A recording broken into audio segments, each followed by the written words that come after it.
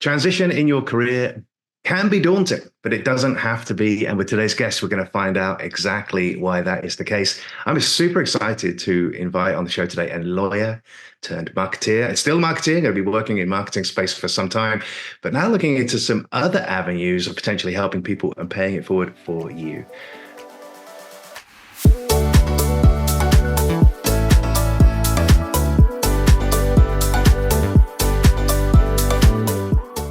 Welcome to Candice Lazar. Hello, how are you? I'm great, James. How are you? I'm great today. So let's dive in. And people want to find out a little bit more about you than they do about me. So I'm going to ask you a question. Tell me a little bit about location, where you're based right now, and what's the number one thing that you're focused on this week? I am currently based in Miami, Florida. And the number one thing I'm focused on this week is I am currently prepping for a launch planning VIP day with a client. Okay, so tell us a little bit about what that would look like. What is a launch planning VIP day in your world? It's going to help some of our audience either tune in at this point or tune out at this point. Yeah. Right. So people who launch things online, usually, marketers, business, entrepreneurs, a lot of coaches, people who launch things online, a membership program, a course, that type of thing.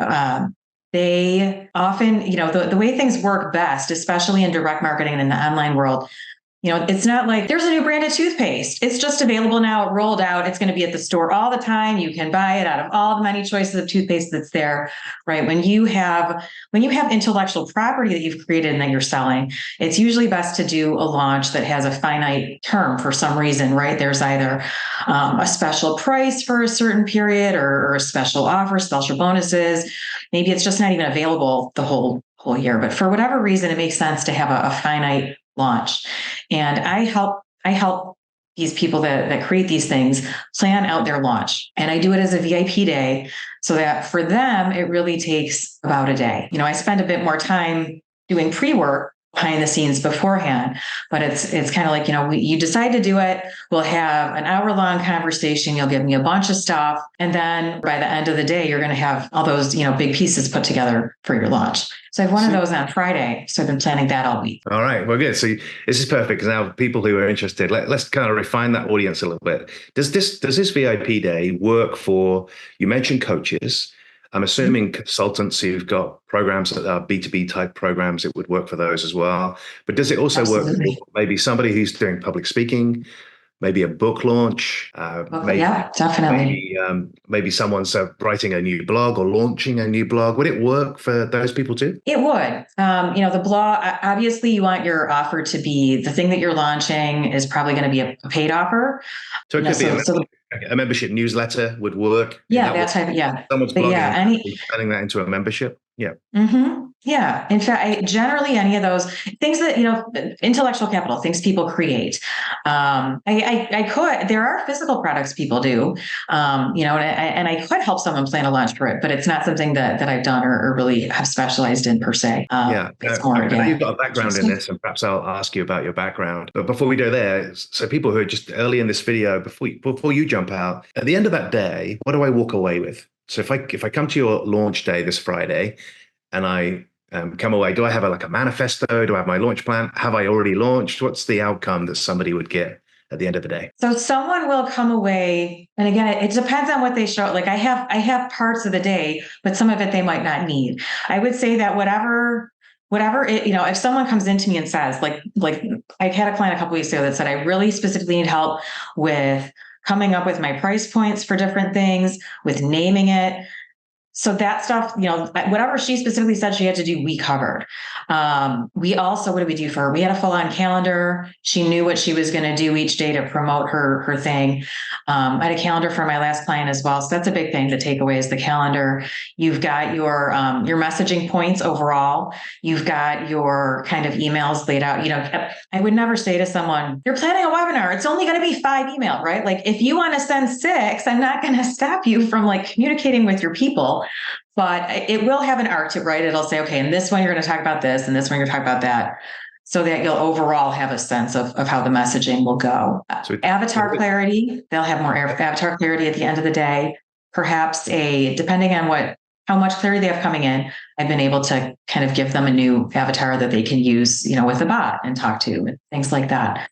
So it's truly a bespoke package, but I would say you come away knowing what you need to do, what resources you're going to need to get it done. And you have a sense of what it all looks like. I'm going to be emailing here. I'm going to be doing this. This is what it's going to be about. Here's how it lays out. Here's the time frame it's going to take. And is it focused on individuals, or for these individuals, they're going to walk out with marching orders, an action plan? Yeah. It sounded like in there that you've got market definition, the offer wrap around of the offer. You talk about the messaging. They walk away knowing that this is what you need to do, but there are things that other people could do for you. And so you kind of talk about not just their action plan, but the action plan of their team or other people around them as well. I have this, I was going to say big and scary. I think that sounds right. I have this long and thorough kind of checklist of things you might need to think about that you need for a launch. And one thing at the top, near the top of it, is delegating, right? What is it that you actually want to do? What is it that you'd rather not do? Does it make sense? Do you have the resources there? If not, what would you need to bring in? So that is something that some people, and some people will say, no, I just have a 2-person team. This is how it is. And some people say, no, we've got everything. It's just say what to do and we'll get it all done. And some people it's, oh, no, you're right. I should try to find someone. Yeah, I like that because I was listening to a podcast today, and I know that Dan Sullivan and Ben Hardy have written a book called Who Not How, but the quote actually came from a guy called Dan Kennedy, who's master marketeer. He always talks about who, not how. And so whenever I think about a launch, I always think, how much of it do I need to do myself? And anyone watching this who's an entrepreneur might be thinking, this sounds like a lot of work. So how can they get help? And that's what I was asking about that. Now, I want to ask you this. You didn't just start doing this. We mentioned at the top of the show that you're a former lawyer and attorney. You've made this transition. And I know that you had some foundation for this. So where has your journey taken you from? So perhaps talk us a little bit about that journey from back then to today, because I know you've got a ton of experience in launch planning, and I don't want people to think, is she just launching like an event that she's just come up with? Because I know this is based on a lot of experience of actually doing your own launches. Yeah, thanks. I guess the quick and dirty. So yes, I was a lawyer. I didn't practice law for too long. I've always been a marketer, really. I was a marketer for a while. I relocated and decided to go to law school really as a business degree for the experience. A lot of people in my family went, a lot of them went late. And I thought, it's your turn, put your student hat on and go back to school. But I really didn't love law. And I knew that I was going to try to find some other thing to do. I had always loved, if I hadn't moved, it's probably a good thing I moved, because I probably would be sitting at like the same company from 20 years ago. I really had enjoyed what I was doing with marketing. So one time I was at work at my law firm, and I already was starting to look for my next thing, my side gig or whatever. And I don't remember what the search was, but I was Googling something, and I saw a banner ad for learning how to write copy, which really intrigued me. And this is about a little bit like 8 or 9 years ago. Plenty of online shopping by that point, but I didn't do banner ads. I hadn't bought the type of things that I am now offering, intellectual property from people, courses, things like that. No, I did like orders from stores, retail things. So I was a little nervous to click this banner ad. I just thought they were kind of gross and sketchy. Do you click that? Do you know? Yeah. So yeah, it was a rabbit hole. I knew right away. So you can learn copywriting without having to go to college and take a whole, it just, for me, I've always considered myself a writer. I was into marketing. I was like, yes. So I just leapt into that. After a few years, probably 3-ish years, I stopped practicing law. And then after probably about a year of being out on my own, full-time, I ended up joining Jeff Walker's team. Jeff Walker is the creator of Product Launch Formula. So he really developed a system for learning and, testing and trying and all that stuff. And I have Jeff's book on my bookshelf back here. Launch is the book. And I think my version is 2011. So he's been doing this 15 years. And you've been doing 5 years. I always think about him as he's the launch guy who coaches the launch guys. And so that's an incredible place for you. Now, in that story, you're kind of talking, I'm hearing, and perhaps you can tell me, is that your heart, you're being led a little bit by your heart. So your decisions weren't in your head. You could have stayed in the legal industry. You had that thing about you love writing and you wanted to write, and that's what kind of led you in this path. So Perhaps tell us a little bit more of maybe the mental and emotional things that were going on for you, because I think people get wrapped in that of right now. I have clients who don't know what they want. Sorry, they know what they don't want, but they don't really know what they want specifically. How did you get that? What was going on inside for you, the intrinsic motivation? I feel like I got very lucky in figuring out. I did enjoy writing. I didn't say I want to go out and figure out how I can do this. It was like, oh, this opportunity fell into my lap where I figured out that I can do that. Okay, awesome, let's go. I was already looking at. I would say the motivation, honestly, was just to do something different, because I was already looking at starting something else, and it wasn't particularly exciting. It was kind of legally adjacent. Not very interesting. But I saw a hole in the market for it. And I was like, why don't you start to explore this a little? So I was just kind of starting to do that. And then this other thing came along. I was like, no, this is already an interest. Just, it was very easy for me because it was the thing I was already interested in. As far as the practical, not everyone can just decide. I'm very lucky to have a supportive spouse who also works full time and is able to say, look, I want you to be happy, figure it out. Like, I don't want to hear like, I would rather be happy at night than unhappy at night. We can chill, figure it out. So, which is nice, because I think probably most people don't have that freedom so easily. So I am very well aware of it. That I was very fortunate. Yeah, definitely see 2/3 of the market pretty unhappy with what they do, and they are addicted to the paycheck, so they carry on. All right, so let's go back to Jeff, because I think that experience is vital. And even though now you've created your own IP around what you do in your marketing days, your launch days, perhaps we pay homage to him, and then we can move on in the conversation. What would be 2 or 3 things that you think when you're in that launch planning, product launch cycle, product launch process? What are 2 or 3 things that you take with you that you just think, if you knew nothing else, these are the 2 or 3 things that I learned from Jeff Walker? And I think we could kind of park that conversation and move to the current day and talk more about your own activities. So Jeff is really the way Jeff launch it's a low pressure. I would say that, a launch is always like, I know this is your chance. It's now or it's not happening. Right. But as far as overall, the way that he teaches to kind of stretch out your sales messaging in a way that's it's very comfortable. It's very natural, but it creates desire without you feeling like pressured to have that. So I think that's one. It's not even necessarily specific, because a lot of his techniques and those things I know. It's more just a way of being, I guess, and leading a team. Just watching how Jeff ran his team and doing some things like I think it's Dan Sullivan that does like went well, do differently, like that type of stuff that he brings in with different things with his teams. It helped me by the time I started running a team for him. So I spent about 2.5 years on his copy team, and then I spent 2.5 years running that team. And I never really expected to lead people, but I felt very comfortable in that, having watched him. Yeah, he talks about that, the power of the debrief. That's right. How power of the debrief is good. Yeah, he's talked a lot about that lately. Yeah. Yeah, and I love what you said there about the copy piece. Certainly in the sales messaging, I'm definitely seeing that everybody's tired of just being bombarded, even though they're going to carry on getting bombarded, because there's some pretty desperate people out there. So let's bring that forward. So tell us a little bit more about maybe some of the mechanics inside of your own marketing and launch days, and find out a little bit more about what we could expect, from maybe 2 or 3 outcomes that we would get from mechanically. So what steps somebody would go through as we go look at some of those things you defined. You talked about market and the offer and the messaging earlier in this session. Yeah. So typically I start out with goal setting. Like, what is the actual purpose of doing this now? How is it going to impact you and the customer and your team? What are you actually what do you want to get your arms around for this launch?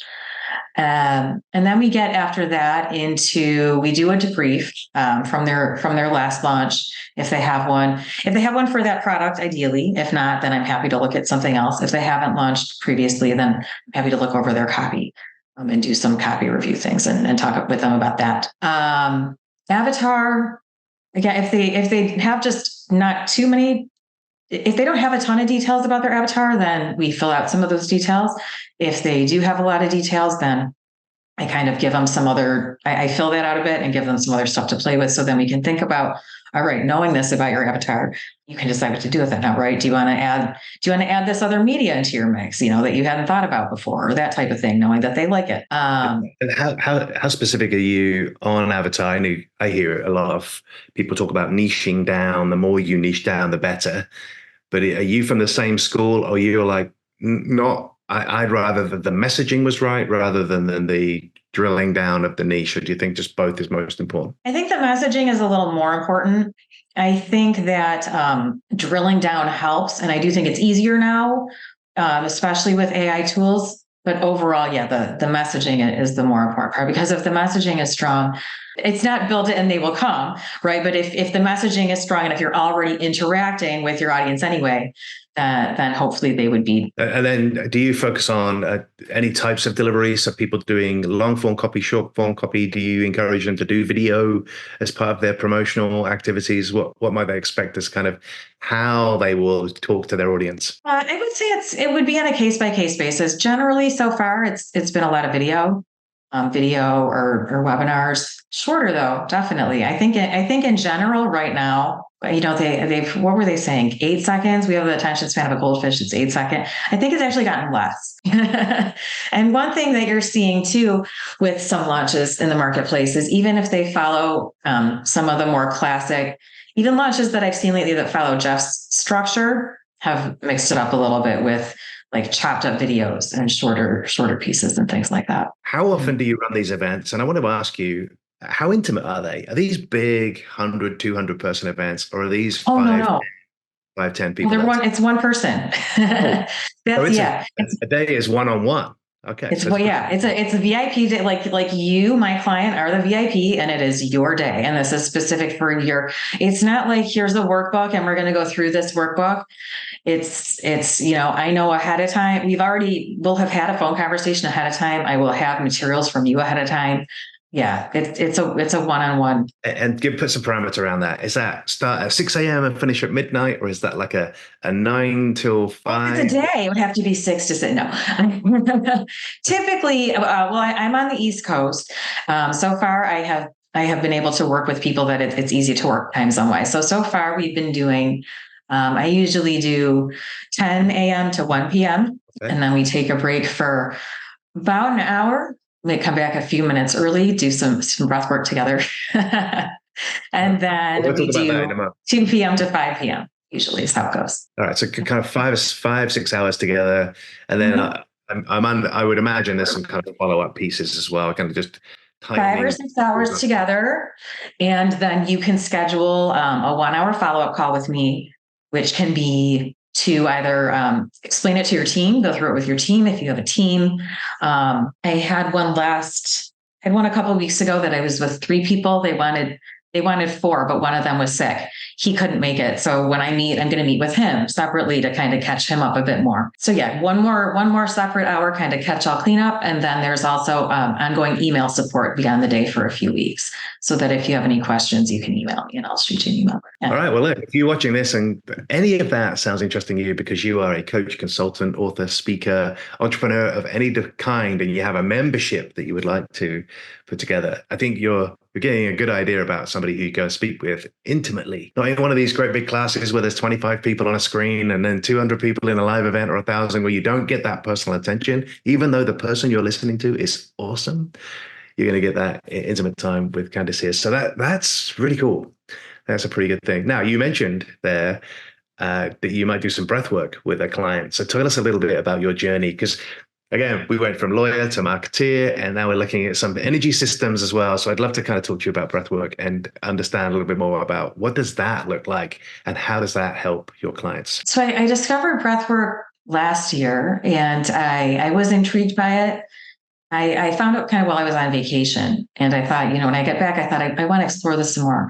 And I realized, I'm not sure what it will be. I don't know what it's going to look like, but this is a thing that you could launch and do something with. So I decided to learn it.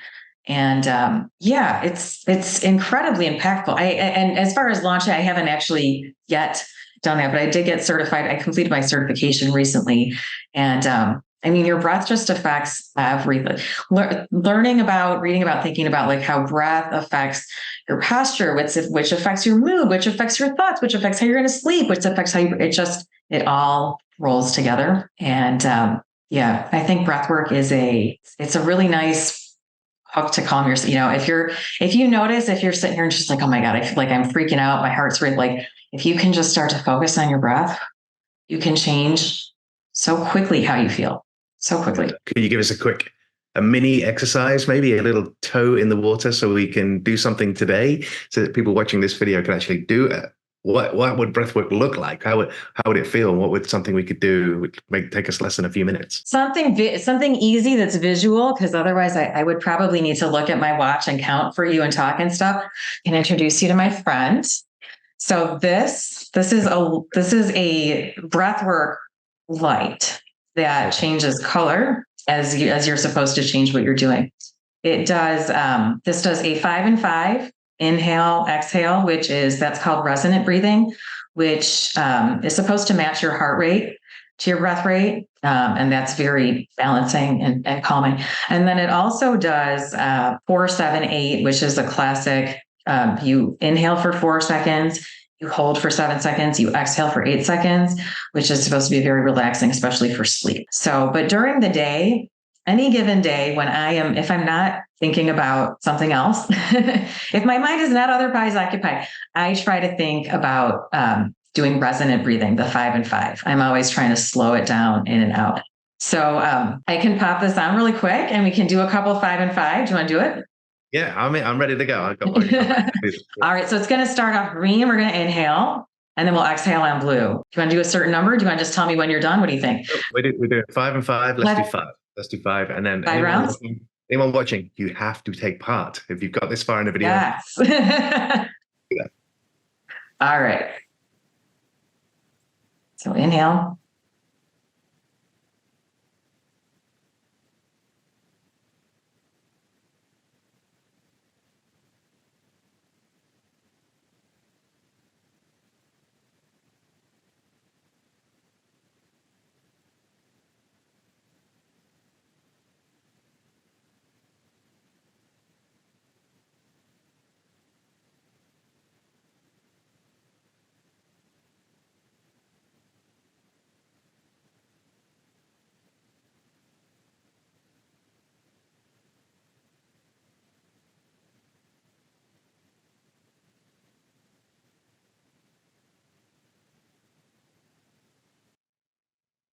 Just the silence probably helped a lot of people.